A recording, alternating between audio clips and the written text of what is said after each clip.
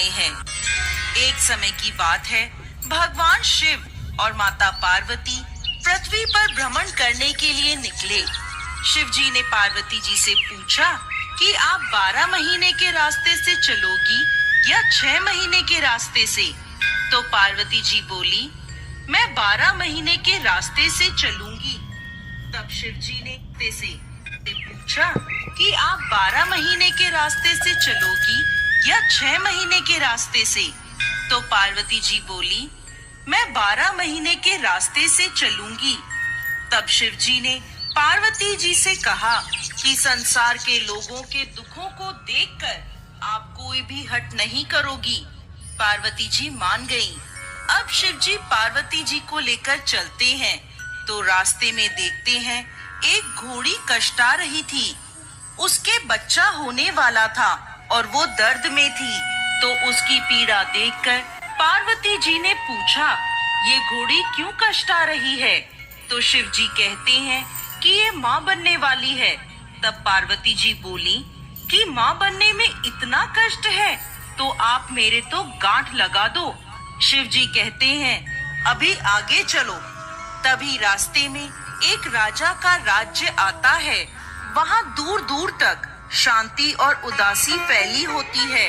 वो उदासी देखकर पार्वती जी पूछती हैं कि यहाँ सब उदास और शांत क्यों हैं? तब गांव के लोग कहते हैं, हमारे नगर की रानी माँ बनने वाली है और कष्ट में है, इसीलिए हमारे गांव में उदासी छाई है।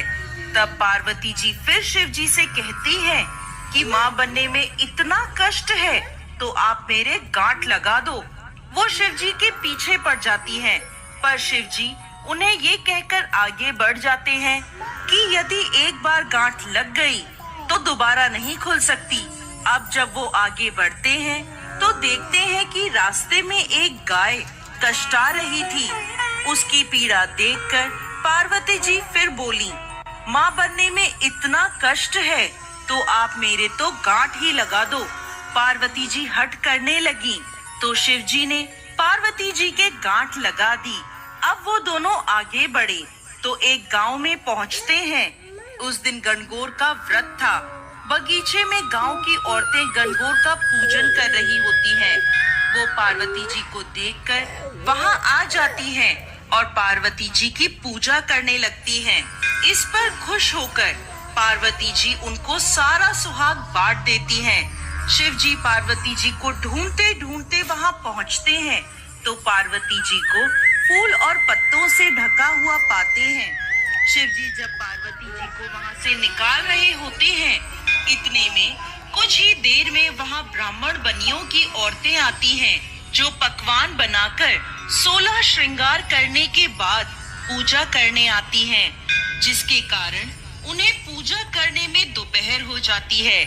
वो भी पार्वती जी को देखकर उनकी पूजा करने लगती हैं। पार्वती जी उनसे भी खुश हो जाती हैं, परंतु जब सुहाग देने की बारी आती है तो शिव जी पार्वती जी से पूछते हैं, अब आप इन्हें सुहाग कैसे बांटेंगी? आप तो पहले ही सारा सुहाग बांट चुकी हैं। तब पार्वती जी अपनी छोटी उंगली से मेहंदी, मांग से सिंदूर और आँखों के कोरों से काजल निकालकर उसे एक कोरे कलसे के पानी में घोलकर उन सभी औरतों पर छींटे मारती हैं और इस तरह उन सभी को सुहाग देकर वो आगे बढ़ते हैं। इस प्रकार चलते चलते वो दोनों पार्वती जी के पीहर पहुंचते हैं।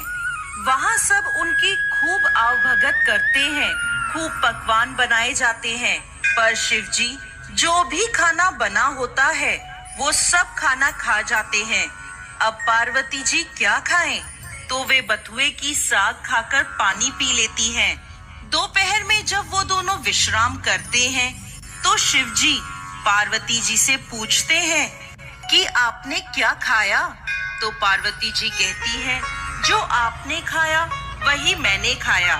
पार्वती जी के सोने पर शिव जी उनके पेट की नाभि की ढकनी खोलकर देखते हैं कि पार्वती जी ने क्या खाया, तो उनके पेट में बथुए का साग और पानी दिखता है। पार्वती जी के जागने के बाद शिव जी उनसे कहते हैं, आपने हमसे झूठ बोला था, आपने तो बथुआ और पानी पिया है। तब पार्वती जी उनसे हट करती है कि आज के बाद कोई भी किसी भी महिला की ढकनी खोलकर नहीं देखेगा, अर्थात आज के बाद कोई भी किसी भी महिला के पेट में नहीं देख सकेगा, क्योंकि किसी भी महिला के पेट में उसके ससुराल और पीहर की लाज होती है। आप वचन दें।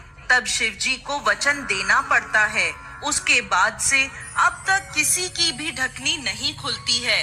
अब वो दोनों वापस कैलाश पर्वत की ओर निकलते हैं तो रास्ते में गाय अपने बछड़े को चाटती हुई मिलती है और खूब खुश दिखाई देती है।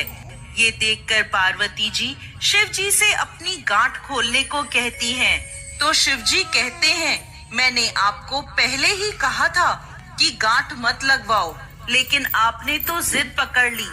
अब वो दोनों आगे बढ़ते हैं तो राजा के गांव में खूब ढोल नगाड़े बज रहे होते हैं, मिठाइयाँ बांटी जा रही होती हैं, लोग खूब नाच गा रहे होते हैं और खुशियाँ मना रहे होते हैं। पार्वती जी लोगों से पूछती हैं, यहाँ क्या हुआ? तो सब बताते हैं, नगर की रानी के यहाँ बेटा होने की खुशी का जश्न मनाया जा रहा है।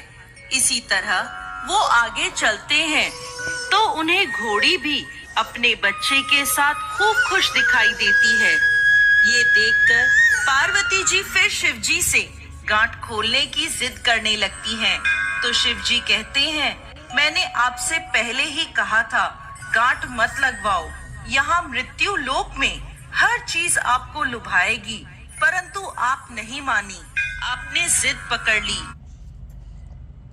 लोक में हर चीज आपको लुभाएगी, परंतु आप नहीं मानी, आपने जिद पकड़ ली। पार्वती जी के फिर हट करने पर शिव जी पार्वती जी की गांठ खोल देते हैं और वो दोनों कैलाश पर्वत पहुंच जाते हैं।